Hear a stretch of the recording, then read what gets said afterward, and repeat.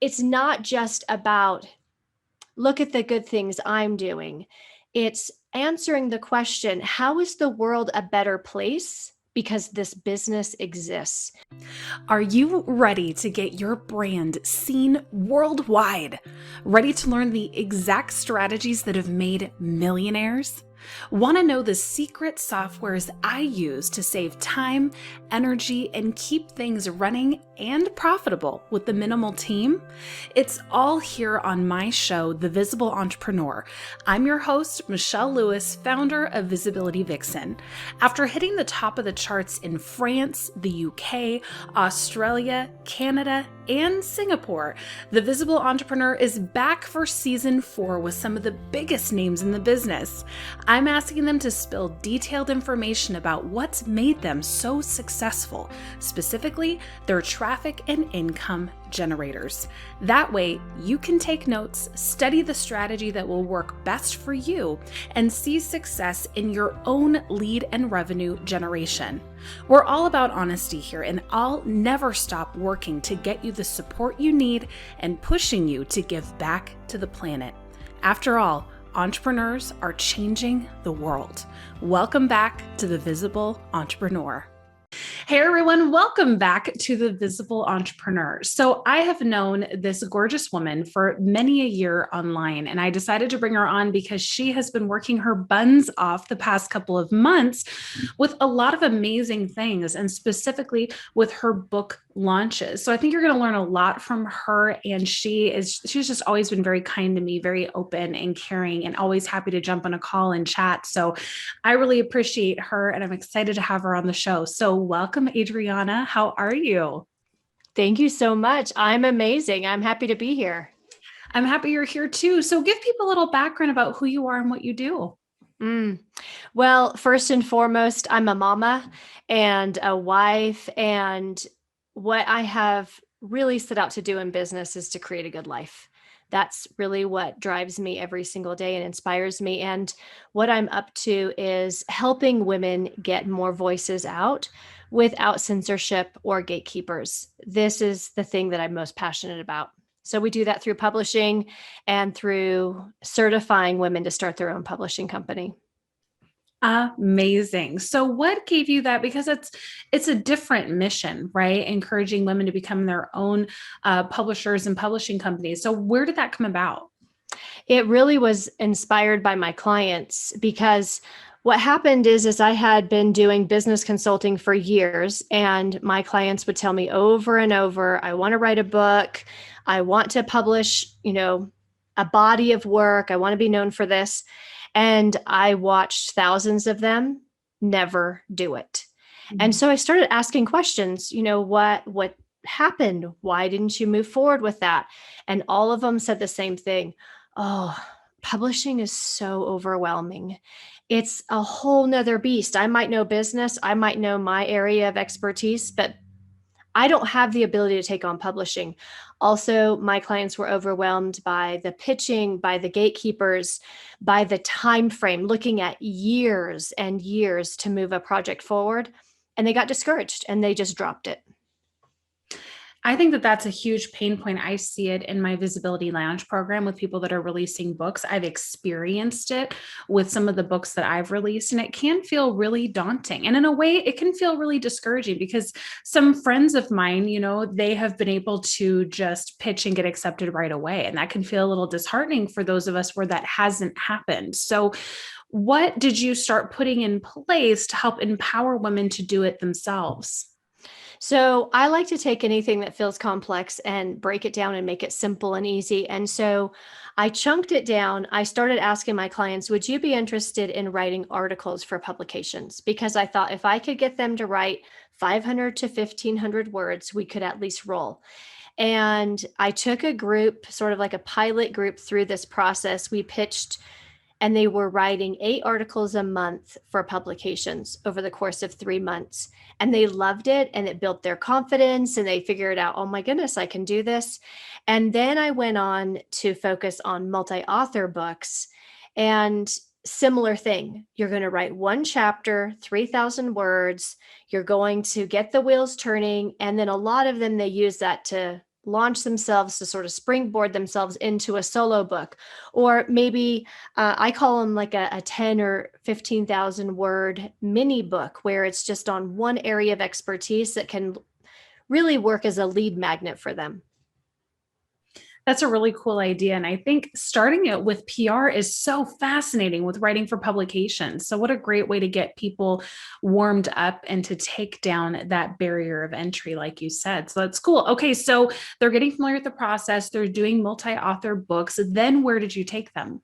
Mm. Well, what naturally happens when you take people through this process, at least my clients, they always say, well, what's next? And I had this one client who was always asking me, what's next? And a year ago, I had just got to Colorado and this was sort of stirring, and I knew there was something coming. I couldn't quite pinpoint it. And the idea came to me, hit me like a lightning bolt: certify other women to do the same thing that you've done. I created 6 multi-author books in 9 months. And so I had a system that worked well. So I did the same thing. I took 8 women through a pilot program. What do you know? It worked well. And then boom, we rolled it all out. So now you not only have teaching women how to do this to become authors, but you have teaching women to do this process for other people to become authors. Really smart. And so then when it comes to helping people get themselves published, get their books released, and help them to bring people to them so that they become popular, what did you start doing in that arena? When I started working with women around their own book, what I reminded them of is that the getting published and hitting bestseller, it can feel like it's the finish line, especially if you've ever written a book. You know, when you get there, it's like, oh, I did it. I need a victory lap. I need a nap, you know? So what I told them is, yes, take your victory lap, celebrate, take a breather, but understand this is actually the first step. You're just at the starting line. So I teach my clients, if you want this book to lead to growing your business, to selling out your programs, we have to have a whole nother plan. And I like to tell them that's 12 months on the back end of a book. A book really needs a 12-month plan. I also tell them it needs to be the springboard for getting featured. You know, why not start with your local and regional media, and then you can expand it from there. It Mhm. also should lead to podcast, you know, using your voice through different mediums, different platforms, accomplishing a similar outcome. So let's use you as an example because you recently had a bestseller. Why don't you walk the audience through what that process looked like and what it was like, not just with the writing, but the prep, the plan, the release? What was that journey for you? Mm. Well, I tend to do things quickly. I also find books, if they're drawn out too long, it can get agonizing, and it's easy to lose track of why am I doing this in the first place. So for myself, what I did is I have found that writing every day when I'm in that process, when I'm writing a book, is really what gets me to the finish line. So for me personally, I got up between 3 and 4 every morning, and I wrote until my kids woke up. So I had a nice chunk of quiet, focused time. And I did that till the book was written. The other thing that I did is I didn't do all the writing myself. I went to a handful of my top clients and I said, would you write about your journey, why you started your publishing house, what it's looked like for you? And I included their stories in my book. So not only did that fill out the content, but it also gave another perspective. Listen, it's not just me saying this, it's actually worked for them. So that was the beginning step to getting it written. Okay, and now you've gotten it written, you're ready to sit down and execute your plan. What did that look like? So I just have this rule of thumb that I want to have 500 people who will buy on the day it's released, and 50 people who are willing to share it with their audience. So they're willing to send an email for me, they're willing to post on their social media accounts. And so this combination gets the word out fast because all of this is happening in a 1 to 3 day period. So it's compressed and compact. So I got those people organized and laid out. You know, the way I do collaboration and network is just reaching out to people, sending a message and saying, hey, Michelle, this is what's happening. This is what's coming up. And also identifying why it would benefit and how it would benefit their audience. So this is one of the things I think that most people miss. It's easy to lead with my thing. I'm releasing a book. I'd love for you to share it with your audience. But the person on the other end often feels like, but why? Mm-hmm. So really identifying how your book benefits other people's audiences, it goes a long way. And leading with that, your audience would get something out of this book for X, Y, and Z reasons. And then making sure that there's a lot of acknowledgement and recognition. I find that you can do affiliate commissions, you can have prizes, but at the end of the day, my audience and my collaboration partners being female, acknowledgement is really the sweet spot and the way to their heart. Mm-hmm. So put together that plan, have the communication, make sure that everybody understands what's the mission of the book. How does it serve our audience? Why should we care? And what are the dates? What are the posts? Making it as easy as possible. And then from my side, I knew that once we hit bestseller status, getting reviews was a big part of the plan. I don't like to run Amazon ads until I have at least 20 reviews. And then it's really churning once you hit 50. So I immediately asked all my favorite clients, the people who love me the most, would you leave me a 5-star review? Would you go in and do that today? And then the secondary phase of that was going to people who are in my group, who are leads, who are considering starting their own publishing house and saying, listen, I broke down the most important steps of how to do this in my book. And when you're finished, if you leave me a review, I will gift you a training in my 21-day sales activator. So it's that gift of exchange. Mm-hmm. You do this for me, I'll do that for you. And that's worked really well. How cool. What a great strategy. And what I love, I'd have to look it up in the message of what you sent me, but what resonated with me was that you really addressed and I'd have to go back just to make sure what this was, but you said something like, this is really about starting this movement where women are able to do this for themselves, because so many have a struggle with getting their voice out there, specifically with publishing. So for me, it was very it hit my heart just because I knew that, not just from my student struggle, but myself. And so I didn't feel like I normally feel when people come into my inbox and ask for things, because it did make me feel like I was going to be a part of something. It did make me feel like you were coming about, especially with the press that you got, which we'll talk about in a second, in a very authentic, movement-driven way, which is why I shared it. I normally don't, but it really reached me and made me go wow, this is exciting, right? So I think that you definitely did that and succeeded at that, which is great. So let's move in now where a lot of our authors struggle, and that's the PR side of releasing your book. You have had some pretty amazing features, so I would like for you to list them, please, and to talk about the unique hook that you came up with. It's true, which is wonderful, but a lot of people struggle with how to pitch that unique hook, specifically with the press, so that they'll pay attention. Well, it's true.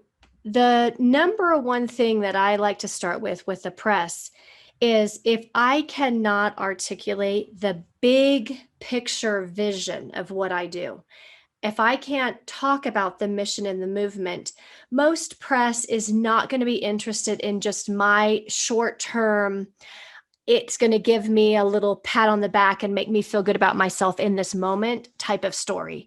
So what I would encourage people to do is, if you really want to get good press features, identify what your mission and your movement is, and right alongside that, who are you an advocate for? Because when you know your mission and your movement, and you can identify the people that you're an advocate for, then you can more easily find your unique angle. So it's not just about, look at the good things I'm doing. It's answering the question, how is the world a better place because this business exists? Mm-hmm. And when you can get comfortable saying the world is a better place because this business exists and this mission is moving forward, people will respond to you in a different way. So this is what led to, I'll rattle these off quickly. I just pulled up Please my do. thing. Yeah, please do. So, of course, Forbes, American Daily Post, London Daily Post, Grit Daily, Influencive, Business Deacon, entrepreneur.com. And another one just came through, and I can't even remember the name of the publication. And so it's felt good for this topic, this type of industry, and this movement to get so much attention. In fact, there's an article that will be out any minute. And the writer was very generous, went so far as to dig up plenty of statistics and numbers showing how there is a huge difference and discrimination with women in publishing. And so it made sense to them why we're creating another path. Mm-hmm. And I would love to read the headline here that's on Forbes, which is Adriana Monique Alvarez, helping women reshape the future of book publishing. So you can see that that's really an enticing hook. And I really appreciated that. And I thought it was really interesting how they broke it down. Because I don't think that you wrote this, right, Adriana? No, someone else did. Yeah. someone else did. And so she said she's not in the habit of waiting for permission to seize an idea and develop it. She identified this problem with her clients. And so it was really a transformative story. And for me, especially reading the stats here and changing the status quo, it was a really great article. And so for me, it wasn't like anything else I'd read from books that had been published, which is just like you said, it's kind of like a fluff piece. There was a mission behind it. And that really made me excited, going like, oh my gosh, look at this unique spin. Look at what she's able to pull out and get women excited about this revolution. So I think you did a great job. Thank you so much. Absolutely. So talk to me now about your main transitioning now into more business strategy. What is your main traffic generator right now and your main revenue generator? Traffic generator is social media. I mean, we're actually in a bit of a transition right now. So for lack of a better term, my husband and I usually refer to the social media strategy as me twirling online. So me sharing stories, interacting with other people's content, creating events. Like recently I did a masterclass on how you make your story really magical and impactful. I did another training on the 5 most important stories you tell in your business that help people figure out, what is my mission and my movement? What's the bigger why? But right now we're transitioning to an entire Facebook ad campaign. Really less and less things are landing on my plate and more of, okay, cast the vision. There's 3 funnels being built right now based on really good freebies that address some of the challenges that my ideal client faces on a regular basis, as well as a messenger strategy. So one of the things that I teach and one of the biggest struggles that I've found that happens for myself and my clients is when you're in a lot of connections and conversations in Facebook, for example, it's not a system that's easy to follow up or to find messages. I know I've scrolled forever saying, I know I messaged this lady about something, What was her name again? Like, oh exactly. My gosh, how do I spell it? I'm not spelling it right. Yeah. Or her first name is very common and I can't remember her last name. Yes. So I actually stumbled upon a really cool bit of software that actually takes all of Facebook Messenger and puts it in an amazing, I call it magical, platform where follow-up is just integrated. Ooh. Yeah. So that, and the beauty of it is you can very much train 1 or 2 or 3 other people to do it for you. So you're not spending your life on social media. Beautiful. Absolutely beautiful. Okay. So that's working on the traffic. And then right now, what is your main income generator? We have 2 main income generators. Number 1 is our certification program where women learn how to start their own publishing company. It's a 9-month thing. And then our USA Today best-selling book, The Younger Self Letters. This is a series. So we're filling the 2nd book now.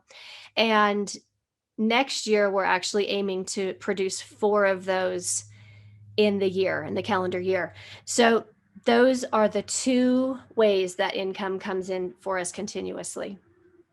If you could go back in time, I'd say even 5 years to yourself and say, hey, do this. This will be simpler. What would you say to yourself? Oh my goodness. The number one thing is give people what they already know they want. So it's easy in business. And the first step most of us take is to solve a problem. And solving problems does lead to a good business. It does lead to revenue. However, I have found that if you move into the make people's dreams come true arena, it's a completely different game. Interesting. Can you elaborate on that a little bit? hmm So I spent years giving people what I could see they needed. Oh, you've got gaps here in your business. You have holes. Let's bring this in. This is a good solution. This is a good idea. And if people don't already dream of that, they don't already want that with everything that's running inside of them, it's not the most exciting, sexy way to go. And it's easy for them to prioritize their income in a way that doesn't include that. So what I have found is if I'm making people's dreams come true, for example, on my screensaver 5 years ago, I had become an international best-selling author. I already knew I wanted that. So when someone approached me, not only did I say yes quickly, I was willing to pay any amount of money to make that dream come true. That's a big difference. So I say, if you can identify who you would love to work with, because more people, some people are more fun to work with than others. Mm-hmm. And if you could figure out what they dream of, but they haven't figured out how to fulfill, they can't make it happen on their own. And you come alongside and say, hey, I can show you how to make this happen. You're golden. Mm-hmm. And I should say a part two. So we'll say that it's A and then B, is right off the bat, I would market to those. I did this offline, and when I came online, I didn't remember this, or the swirl of online sort of got in my head, is to only market to people who make over 100,000. That's my initial thing. Now I'm at the place where I'm only marketing to those who make over 250. You can market to anyone you want. You might as well decide that you can market to those who have the most disposable income to take you up on your services. Mm-hmm. Beautiful. Yeah. Don't we all wish that we could go back in time and say, hey, just do this, like stop messing around, focus on this, right? And it's usually focusing on just one or two things. I find that to be so funny. So for people who are really excited, they have plans for their first book, maybe they've started writing it and they're just now in that stage of fear, their guts dropping a little bit because they're just really in the realm of the unknown. What would your advice be for their next step? I highly recommend working with an indie publisher, someone like, that I certify, because the thing of it is authors really, most of the time, authors are overachievers. Okay. Most people aren't going to sit down and write a book. That's just the truth. So if you're an author and an entrepreneur, you're in the top percentile of your peers. But what I would say is the biggest temptation when you're an overachiever is to take everything on yourself. So bring in some support. Don't be the person who's handling the bestseller campaign. Don't be the person who's handling the hiring of whoever's going to format your book and all of these moving parts that aren't your area of expertise and will actually take you away from the money-making activities that you need to put your attention on in your business. So I would say make sure you bring in a team to handle all of those details that will just bog you down and drain you. Yeah, I think one of the worst parts, just for me and my personality, is formatting a book. No, I'm not going to do it. It's just not going to happen. No one should format their own book. I will just say that. I mean, we have teams within our certification program so that our graduates don't even do all of these things for their own books that they produce. And there are people who format books and even they run into hiccups and, we're like fixing things last minute. Oh yeah, formatting a book is like my worst nightmare. Yeah, literally, like it haunts my dreams. Like I just can't do it. I'll do anything else. Like I'd scrub like a mansion full of toilets before I format it. And it's not because it's a terrible job. It's because it is not my zone of genius. And I would say that it's probably less than 5% of the entrepreneurs out there zone of genius. So if that's where your sticking point is, and the next thing I'm going to do is have Adriana just plug all of her stuff so that you can connect with her, figure out a place where you can outsource that if possible. I think if you can outsource the publishing and possibly even part of the campaign release, I think that's a great idea because it's very overwhelming. It takes a lot of work and you're going to be working a lot anyway, being the front end of it in terms of social media and promotion and all that kind of stuff. At the very least, see if you can get a couple hands in there to help you with the email newsletters and possibly the ad campaigns and the affiliate stuff and all that as much as you can, just so that you have a little bit of breathing room and sanity. Wouldn't you agree? Absolutely. And the thing that we forget is when your book comes out, you want to be happy. You want to be excited. You want to be able to celebrate that and actually be on cloud nine. And if you're handling too many moving parts, I've talked to plenty of people, they hated their launch.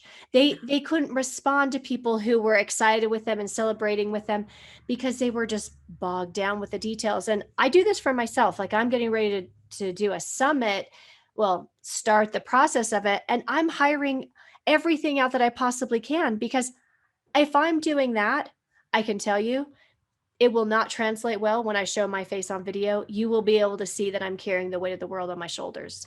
Yeah. And I think that's why it's important, like you were saying, to give yourself a long runway, give yourself time, because then you have more time to check off those boxes and get as much pre-scheduled and pre-delegated as you can. So then you're just showing up in the moment and you actually have like, a nice smile on your face and you're not rocking back and forth, like covered in your blanket in the corner because you just finished writing the book and you're energetically exhausted.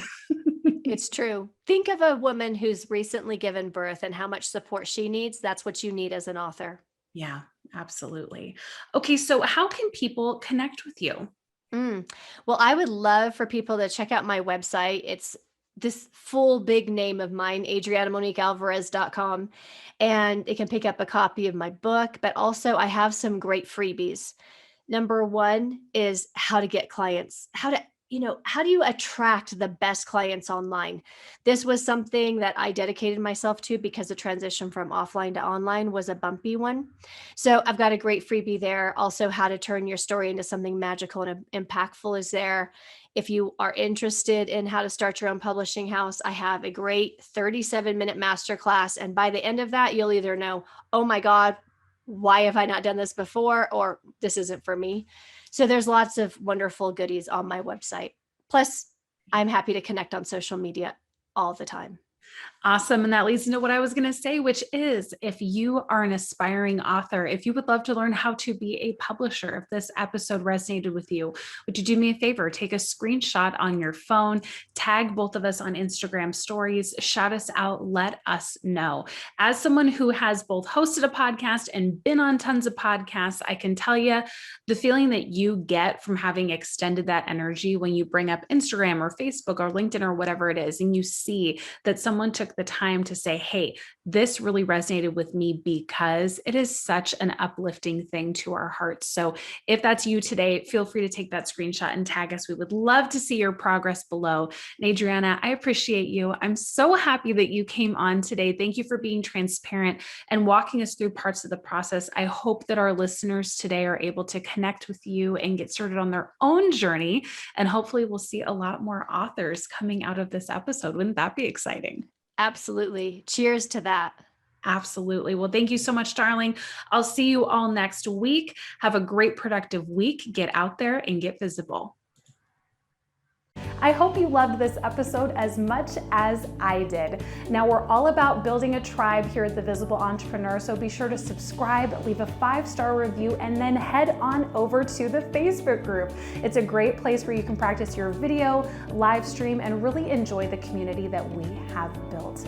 In the meantime, I'll see you in the next episode. Now get out there and get more visible. That's a wrap.